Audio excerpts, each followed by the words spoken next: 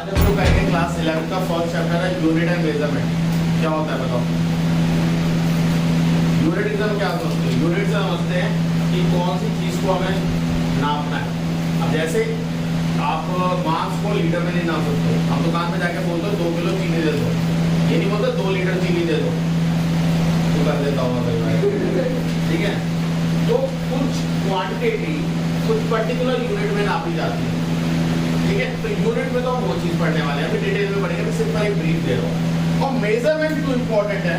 अगर मेजरमेंट नहीं हुआ तो इमेजिन कर लेते प्रवीण की शादी में मनोदीप ने अपना साइन दिया है, प्रवीण उस शेरवानी को पहन रहा है, कह रहा भाई ये तो यही अटक गई, आईना भी इसके नीचे।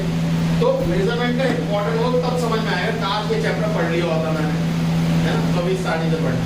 तो मेजरमेंट का इंपॉर्टेंट रोल क्या है कि अगर ये तो हंसी मजाक है, इमेजिन करो यहाँ से आप एक रॉकेट भेज रहे हो, कितना बड़ा प्रोजेक्ट है, कितना ह्यूज प्रोजेक्ट है, बट आप वहां पर उसके फ्यूल को मेजरमेंट को करेक्ट मेजर नहीं करते और आप भेज देते हो, और बीच रास्ते में फ्यूल खत्म, रॉकेट गिर रहा है, लोग कह रहे हैं बचाओ बचाओ, बच्ची न पाएंगे बेचारे, बच जाएंगे, पैराशूट में आके लैंड वैंड हो जाएंगे, बट जिस पे इतना हजारों का आपने पैसा लगा दिया, करोड़ पैसा लगा दिया, वो तो बेकार हो गया ना। आप जिस चीज के लिए करना चाह रहे थे वो तो आप नहीं कर पाए, सिर्फ एक छोटी सी मेजरमेंट की वजह से। तो मेजरमेंट बहुत इंपॉर्टेंट रोल प्ले करता है, ठीक है। अब सबसे पहले इसमें जो चैप्टर में आता है फिजिकल क्वांटिटी। क्या होती है फिजिकल क्वांटिटी? इसको मेजर करते हैं। Physical quantity are those quantity which you can measure. लिख लोगे, physical quantity are those quantity which you can measure. कोई डाउट है किसी को? तो फिजिकल क्वांटिटी में किसी भी चीज को आप मेजर करते हो, कितने फैक्टर्स में करते हो? 2। अगर आपने कोई भी यूनिट लेके 5 किलो 10 मीटर, आप क्या देखते हो? 2 चीजें होती है, एक तो न्यूमेरिक और एक यूनिट। 2 पार्ट होते हैं इसके पास, एक न्यूमेरिक और एक यूनिट। अब न्यूमेरिक क्या है? न्यूमेरिक उस यूनिट का मल्टीपल है। जैसे लेंथ किस में नापते हैं? मीटर में नापते हैं। लेंथ किस में नापते हैं? मीटर में नापते हैं। मैंने बोला 7 मीटर, तो एक्चुअल में 7 मीटर क्या पता है? 7 टाइम्स ऑफ इट्स ऐसा यूनिट, 7 into ऐसा यूनिट, यानी 1 मीटर का 7 गुना। समझे या नहीं समझे? तो जब हम बोलते हैं न्यूमेरिक पार्ट, तो वो टाइम्स बताता है, कितने टाइम्स आप कर रहे हो, और यूनिट आपकी बताते हुए कौन सी क्वांटिटी है। मैं आपको बोलूं केजी 5 किलो, तो आप समझ जाओगे मास की बात हो रही है। तो ये तो जो है 5 घंटे की बात कर रहे हैं ना, घंटों को केजी में नापते हैं कोई नहीं। अब मैं बोलूं बेटा तुम्हें डेली 5 घंटा पढ़ना है, 5 किलो का वजन लेके थोड़ी पढ़ोगे तुम भाई। आवर मतलब टाइम, तो आप टाइम लोगे। ये तो बोलो बेटा 5 घंटे, घड़ी वाले घंटे, समझ जाओगे 5 किलो 5 घंटे क्या होता है। अब 5 किलो चीनी बोलूंगा 5 घंटे की उठा के ले आओगे, 5 घंटा बैठा था चीनी के पास, 5 किलो की तो हो गई होगी नहीं। सो यूनिट आपको बताता है कि कौन सी क्वांटिटी आपने फिट करनी। There are certain fundamental units and drive unit. How many fundamental unit आती है? 7। कौन सी? 7। उनमें 2 एडिशनल है, एंगल और सॉलिड एंगल, को डिस्कस करेंगे। उसके अलावा 7 कौन से? एक तो मास, टाइम, लेंथ, ये तो 3 स्टैंडर्ड है। फिर लुमिनस इंटेंसिटी, फिर करंट, अमाउंट ऑफ सब्सटेंस और टेम्परेचर। तो मास का क्या होता है? लेंथ का क्या होता है? टाइम का क्या होता है? लुमिनस इंटेंसिटी का क्या होता है? कैंडेला। और करंट का ampere. Amount of substance mole. Chemistry में आप पढ़ते हो, आपको बहुत आ रहा होगा मोल नहीं आया तो आने वाले टाइम में आ रहा होगा, सही है। तो ये फंडामेंटल यूनिट्स है, ये आपको टेबल में लिखनी है। और एंगल का होता है रेडियन। अब आप एंगल किसमें नापेंगे? रेडियन में नापेंगे। उसके लिए मैं आपको बता देता हूँ, पाई इक्वल टू 180 डिग्री। तो अगर 180 डिग्री है तो उसको पाई लिख सकते हो। अगर इसमें 1 डिग्री बोलूँ तो पाई अपॉन 180, मतलब कितना भी डिग्री दे रखा, मान लो 210 डिग्री दे रखा था, 210, हाँ तो 210 नहीं, हाँ 210 पाई अपॉन 180, बस ये मल्टीप्लाई मार। 1 डिग्री ये था ना, तो 210 डिग्री मल्टीप्लाई मार दो पाई अपॉन 180। कोई डाउट? क्योंकि अब आपको आंसर सारे एंगल किसमें निकालने पड़ेंगे? कोई डाउट, कोई कॉल कर बताओ। ओके, तो ये तो हो गए fundamental. And now what you mean by drive unit? Drive unit are those unit which are drive, क्योंकि ड्राइवर वर्ड कहां से आया? ड्राइव मतलब चलाता है ना वो। Drive unit are those unit which are drive from fundamental और अदर ड्राइव यूनिट। ये मैं सिंपल से सबसे पहले बात करते हैं एरिया। इसकी बात करते हैं area. Area is length into breadth. Length किसमें नापते हैं? लंबाई मीटर। ब्रेड्थ किसमें नापोगे? वो भी इतनी ही लंबाई तो मीटर, तो कितना हो गया? Metre square. तो इसकी यूनिट मीटर स्क्वायर है।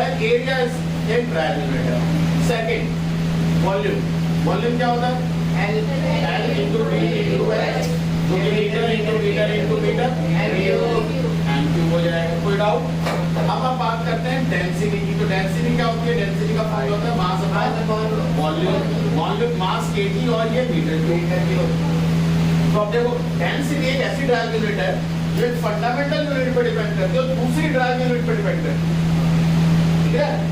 वो एक फंडामेंटल मास फंडामेंटल है और वॉल्यूम ड्राइव है, तो दोनों पे डिपेंड। तो drive unit are those unit which are drive from fundamental और अदर ड्राइव यूनिट। दूसरी ड्राइव यूनिट से भी ड्राइव हो सकती है। कोई डाउट किसी को? इसकी यूनिट क्या होगी? KG per metre cube. अब मैं इसमें टू यूनिट पर ध्यान दे रहा हूँ क्योंकि डायमेंशन चैप्टर में यही आप इसमें डायमेंशन डाल दो। ठीक है? जो आराम से तभी से करना और एक कॉलम जो खाली छोड़ देना, डायमेंशन भी डाल देंगे इसमें साथ। चौथा बताओ डेंसिटी के बाद क्या आता है? ना ना ना, अभी तो ड्राइव यूनिट की बात कर रहे हैं। तो डेंसिटी के बाद बताओ क्या है? डेंसिटी का एक हम वेलोसिटी ले लेते हैं। वेलोसिटी क्या होता है? वेलोसिटी स्पीड एक ही चीज है। ठीक है?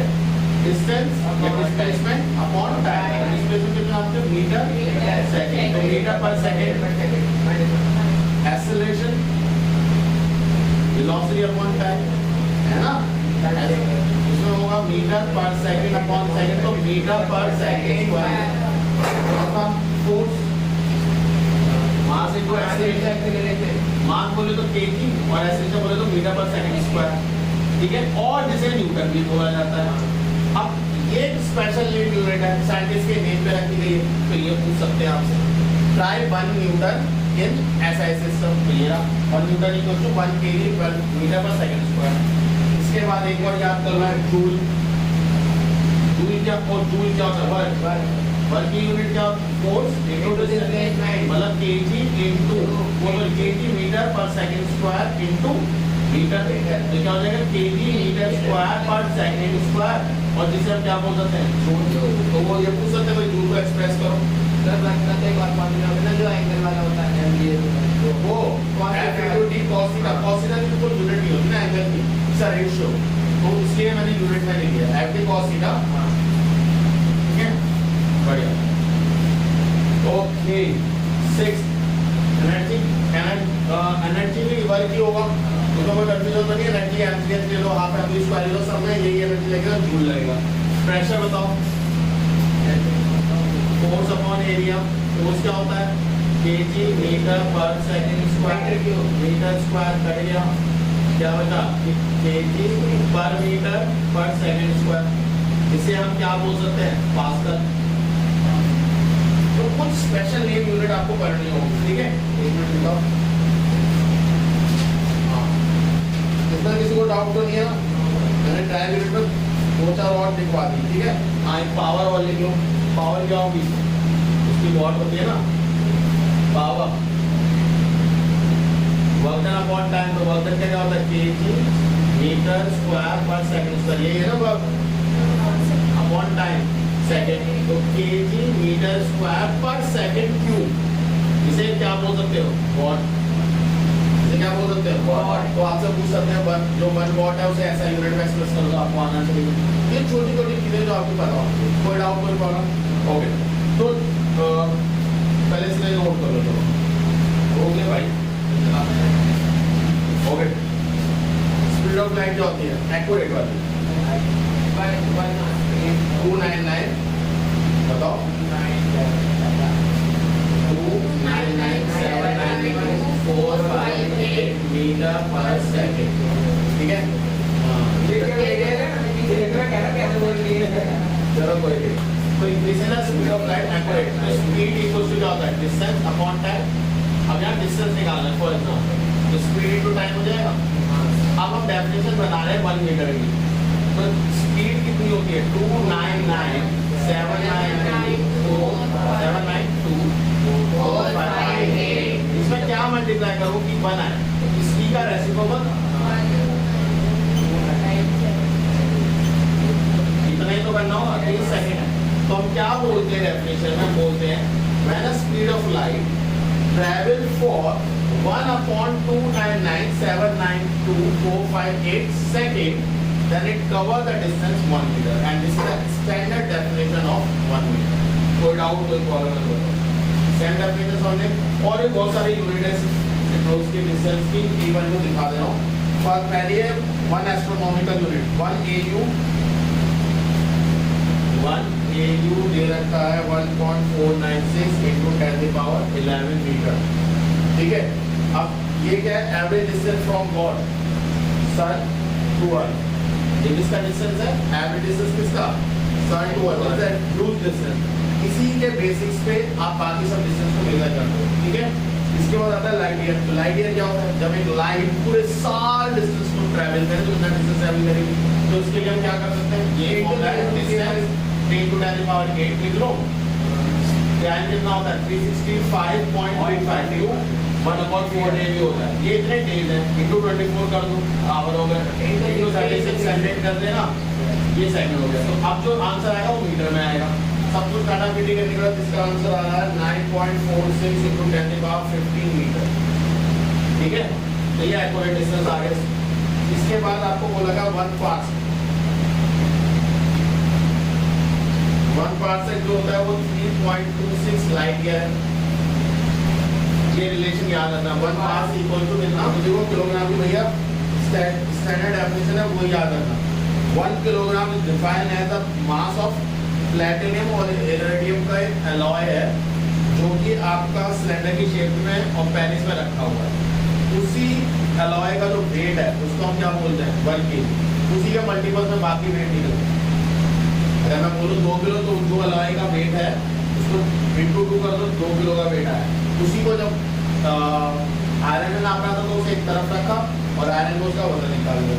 उसी को जब किसी और चीज में नापना था आपने 1 किलो वजन, उससे उसी वजन से सारे वजन निकले। उसी का 100 गुना कर दो तो क्या होता है 1 क्विंटल, 1000 kg कर दो तो क्या हो जाता है 1000 टन, ठीक है। तो ये सारी चीजें उसी का है। 1 सेकेंड, देखो ये सेकेंड डेफिनेशन है 1 सेकेंड। हाँ, ये 1 U जरूर लिख लो, ये आपको केमिस्ट्री में आएगा। 1 U किसको बोलते हैं, पहले याद है केमिस्ट्री में AMU चलता था, एटॉमिक मास यूनिट। अब उसकी जगह U लगता है, यूनिवर्सल यूनिट, ठीक है। ये 1.66 into 10⁻27 kg है। ये रिलेशन पूछा जा सकता है आपसे कि 1 एस्ट्रोनॉमिकल 1 यूनिवर्सल यूनिट यानी एक एटम का मास कैसे नापोगे, वो इसी में नापोगे, ठीक है। कितना होगा, उसकी डेफिनेशन होती है 1/12 of the mass of the C12 atom.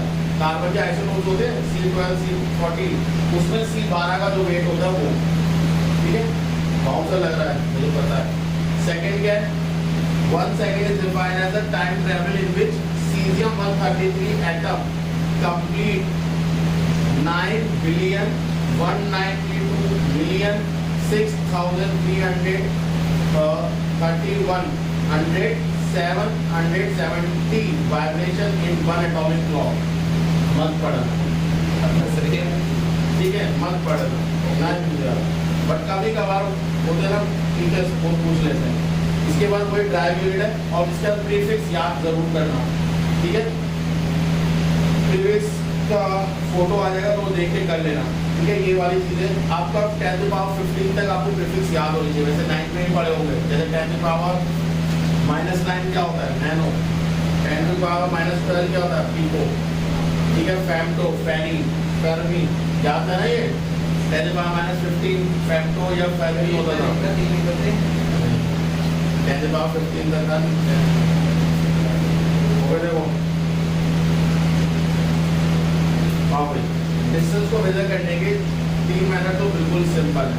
पहला मेथड जो डायरेक्ट मेथड कहलाता है, दूसरा इनडायरेक्ट मेथड। इनडायरेक्ट मेथड में भी बहुत सारे पार्ट हैं, डायरेक्ट मेथड में 3 पार्ट हैं। एक तो वर्नियर कैलिपर से आप डिस्टेंस नाप सकते हो, छोटे छोटे डिस्टेंस की बात होती है, ठीक है। और स्क्रू गेज से आप नाप सकते हैं, स्पेरोमीटर होता है उससे भी नाप सकते हो। वर्नियर कैलिपर और स्क्रू गेज आप लोगों को उम्मीद करता हूँ आने चाहिए, नहीं नहीं आते कोई बात नहीं, आप वीडियो देखो आ जाएंगे। इसके बाद भी नहीं आते पूछ लो, सिखा दो, ठीक है। बनने कैलिपर स्क्रू गेज बहुत सिंपल है, ठीक है। कल अगर नहीं आएगा, अगर वीडियो देख के आना नहीं आएगा तो मैं आपको दोबारा से करा दूँ, ठीक है। यही बात है। अब बनने कैलिपर और स्क्रू गेज के बाद इसके बाद होता है इनडायरेक्ट मेथड। तो इनडायरेक्ट में सबसे पहला मेथड हुआ है जो आपने 10th क्लास में पढ़ा था, एको। साउंड प्रोड्यूस को टकरा के वापस आई, कितनी देर में टाइम नोट करा, स्पीड से डिवाइड मान लो, याद है। 70 metre is the minimum distance 2D by T। फिर गलत बोल रहे हो, not 70 metre, it's a precision of hearing. 0.01 metre. 70 metre तब होता है जब स्पीड ऑफ साउंड आपने 340 की हो। इसको एक्यूरेट में लेते हैं ना, VT by 2 ये आएगा डिस्टेंस, ये फॉर्मूला लगा देना, आपके पास हमेशा डिस्टेंस आ जाएगा। तो दैट इज एको मेथड, ठीक है। एको मेथड में भी दो, लेजर मेथड, रेडार मेथड, वो भी इसी बेस्ड है, ठीक है। यही सेम फॉर्मूला लगेगा। इसके बाद आता है triangular method. Triangular method height and distance क्या होता है, मीटर। हाँ थीटा पता है, ये पता है, ये आ जाएगी। आपको दूरी तो पता है ना। हाँ, आप भाई मान लो बहुत ऊंची बिल्डिंग है, ठीक है, आप उससे कितना दूर है ये तो आप नाप सकते हो, ऊंचाई छोड़ दो उनका। अब कितना एंगल ऊपर उठा के देगा, ये प्लेन यहाँ रख लो, और कितना एंगल उठे ये एंगल नाप लो एंगल लेके ये प्लेन पता है, परपेंडिकुलर नहीं निकाल सकते, टेंजेंट डालो आंसर आया। यहाँ से तो 90 ट्रिग्नोमेट्री एंगल से आप ये भी कर सकते हैं। तो ये सारे मेथड है जो आपको आने चाहिए। कोई डाउट कोई प्रॉब्लम है तो बताओ। सो प्रिसिशन और एक्यूरेसी कई बार हमारे रियल लाइफ में एक जैसे टर्म हमें लगते हैं कि भैया वो भी वही है, प्रिसिशन भी सही है और एक्यूरेसी भी सही है, वो एक टा साउंड करता है। बट एक्यूरेसी प्रिसिशन में फर्क होता है। जैसे आप नॉर्मल स्केल से निकालो और पेन का मैं कहूँ डायमीटर नापो तो शायद आप बता दोगे सर 1.2 सेंटीमीटर आता है, आप गलत नहीं है, बट आप एक्यूरेट नहीं, आप प्रिसाइज हो, आप उसके बहुत क्लोज चलेंगे, बट एक्यूरेट नहीं। क्यों एक्यूरेट नहीं हो? क्योंकि इससे बहुत सारी पॉसिबिलिटी मिल जाती है, 1.20, 1.21, 1.22। कोई बच्चा आता है वो कहता है सर 1.23 मैंने बनने कैलिपर से निकाला, क्या वो एक्यूरेट है? प्रिसाइज है। क्यों? स्क्रू गेज से निकालने वाले पे तो ये भी हो सकता है 1.230, 1.231 जो होती है डेसिमल प्लेस से निकालता है, और वहां पे किसी ने कहा सर 1.235 है सर। आपको इंस्ट्रूमेंट आया, उसने कहा सर ये 1.23545 सेंटीमीटर, ये सर ये है। तो ये सारे प्रिसाइज तो हैं, बट सिर्फ एक्यूरेट नहीं है। अब देखो, मान लो वो कह रहा है कि एक बंदा है जिसको ऐसे बुलजाए और ऐसे घेरे बने होते हैं ना, और इसमें वो डार्ट मारने हैं, तो यहाँ मार रहा है बिल्कुल आड़े तिरछे से, तो हम क्या बोलेंगे? पूरा एक्यूरेसी और पूरा प्रिसिशन है, कुछ भी ना है, ना उसके पास आया और एक्यूरेट तो है ही नहीं, एक ही जगह मारता रहता, वो भी नहीं। ठीक है। 9A में बोल रहा है the shots hit the target frame in a outer circle, दिख रहे आउटर सर्कल में, and the scatter widely with respect to each other. ठीक है, फैले भी हैं आउटर सर्कल में, फैले हुए हैं दूसरे से फैले हुए हैं। Hence it's a case of poor precision and poor accuracy. ना प्रिसिशन सही है ना एक्यूरेसी, क्योंकि कुछ भी सही है, बट इमेजिन ये सारे गोले यानी शूटिंग एक ही पॉइंट पर आ जाती है।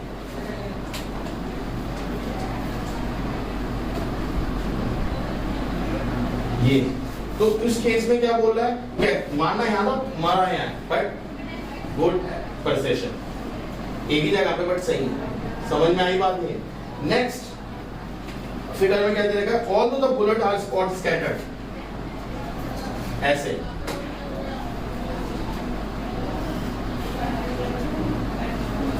स्कैटर्ड है बट एक्यूरेट है, बुलजाई के बहुत पास है। समझ में आ रहा है? तो ये पुअर प्रिसिशन है बट मोर एक्यूरेट है, और ये फुली एक्यूरेट, फुली प्रिसिशन। समझ में आया? अगर उसकी प्रिसाइज वैल्यू उसकी ट्रू वैल्यू से मैच कर जाए, that value is known as true accuracy. मतलब मान लो कोई रीजन था, हमने ये वैल्यू निकाली, ये एक्यूरेट वैल्यू, आपका आंसर 1.3 आ रहा है, दूसरी बात है फिर से 1.31 आ रहा है, फिर 1.311 आ रहा है, तो आप कहोगे you are more precise but you are not accurate, क्योंकि 1.2 आना चाहिए। डिफरेंस समझ में आया? प्रिसाइज और एक्यूरेसी में क्या फर्क है? प्रिसाइज का मतलब होता है एक साथ एक अनुमान बार बार सबका ही आ रहा है, ठीक है? जैसे मान लो बुक में एक आंसर गलत है, बट हम तो उसे ट्रू वैल्यू मानेंगे। अब आप सबके आंसर एक आ रहे हैं तो मैं बोलूंगा you are precise, but you are not accurate. मान लो आपने 100 सेंटीमीटर ले लिया और उसे 100 सेंटीमीटर को मीटर में कन्वर्ट करना था, तो आप सर प्रिसाइज हो बट आप एक्यूरेट नहीं। डिफरेंस समझ में आया? प्रिसाइज वैल्यू क्या है? The values which are closer to each other, दो values are known as precise value, ठीक है? कोई डाउट, कोई प्रॉब्लम? एक्यूरेसी और प्रिसिशन में डिफरेंस क्रिएट मतलब हो गया ना अच्छे से? अब जो नेक्स्ट क्लास होगी उसमें हम लोग करेंगे आपका एरर। एरर से पहले हमें पता करना पड़ेगा ट्रू वैल्यूज क्या होती हैं, कैसे निकलती हैं, और एरर क्या होती है, और एरर को हम कैसे रिड्यूस कर सकते हैं, ये हम पढ़ेंगे। और एरर के साथ साथ हम करेंगे सिग्निफिकेंट फिगर, उसके कुछ पॉइंट्स वो मैं आपको लिखूंगा, खत्म। ठीक है बेटा? कोई डाउट हो, कोई प्रॉब्लम होता है? ये यूनिट ऑफ मेजरमेंट ज्यादा बड़ा चैप्टर नहीं, फिर हम क्वेश्चन आंसर्स करेंगे। तो 3 दिन हमें हर चैप्टर को देंगे, कोशिश करेंगे तो 3 से ज्यादा ही चले जाएंगे। अभी तो छोटा चैप्टर था इसलिए लग रहे हैं